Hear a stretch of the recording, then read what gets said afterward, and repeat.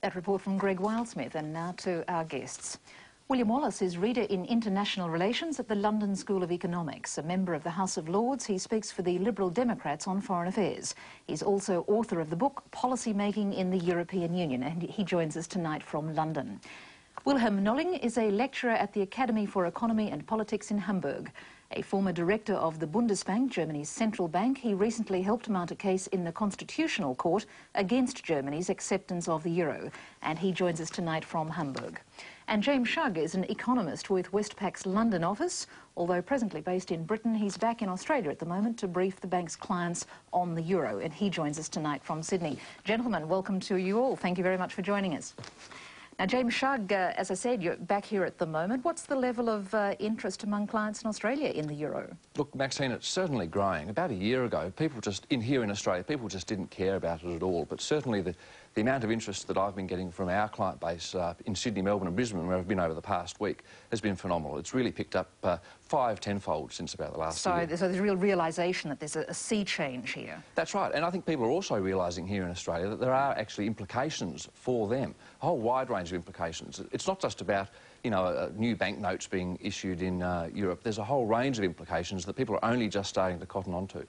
Will it mean cost reductions for those who trade with Europe, for our exporters? Yeah, certainly. I mean, as we heard in the report just now, I mean, with 11 currencies effectively being replaced by one, the transaction costs that Australian exporters will face in Europe will be substantially diminished. There is one concern that some of our exporters have in fact noted, and that's that Britain isn't joining. You know, many of our firms that we speak to would have loved to have seen the UK participate as well, although that may yet happen within a few years. What will that mean? Will some exporters now bypass Britain and go straight to, say, European markets? Well, it has been the traditional route that exporters would sell their product into the UK first and then market it from there onto the continent. I suppose it's like a strategic decision that firms are going to have to take. You know, are the costs associated with having extra currency transactions involved by dealing through the UK, are they worth the benefits of having a long-established relationship with their UK marketers? It's a decision companies will have to take, you know, depending on their own circumstances. Now, from Europe's point of view, what do you think? I mean, this is really quite a gamble. Why are you in the camp that is convinced, though, that there are more pluses than minuses? Look, there are big risks, and I'm sure Professor Nolling in particular is going to talk about them a little bit later. And one of the concerns I suppose I do have is that at an official level in Europe, people just haven't focused on these risks. They haven't talked about the possibility that things may go wrong. There's no backup plan that's been sort of put in place by the EU officials.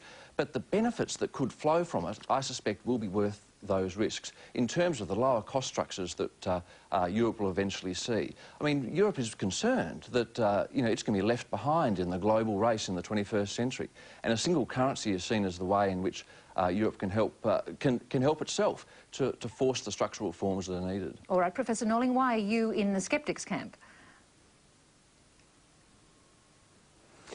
Yeah, I mean, let's start by saying how important the historic moment is. At present, here in Germany, our parliament debates the issue, and there's no doubt that an overwhelming majority of our parliament will approve the final entering of the monetary union pretty soon.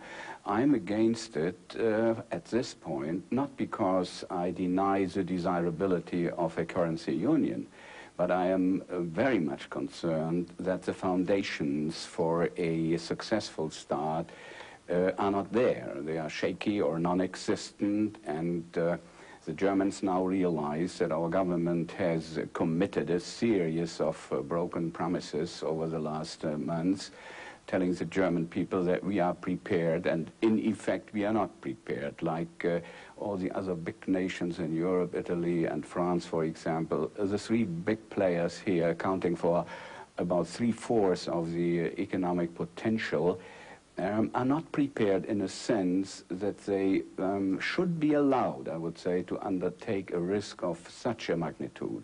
But, Professor, do you accept now that this is really politically unstoppable? I mean, even if, say, Helmut Kohl were to lose the election, Gerhard Schröder probably wouldn't turn back the clock, would he? Or attempt to? I agree fully. I mean, the game is over now in a sense that we can make a meaningful attempt to stop it. The court to whom we appealed threw our case out in a sense, and it took the court 39 pages to explain to us and to the public that our case was totally unfounded. So I do not see any means of stopping it or hindering it and so on and so on. So from now on, I think the euro is about to come, and even a new government under a new Chancellor Schröder will not be able to do anything about it. Let alone, I mean, if at all turbulences occur, which nobody wants, to show right from the start during the summer or in the late fall and so on, when the year draws to a close, that after all the shaky foundations will show up in a loss of confidence of the international financial community, or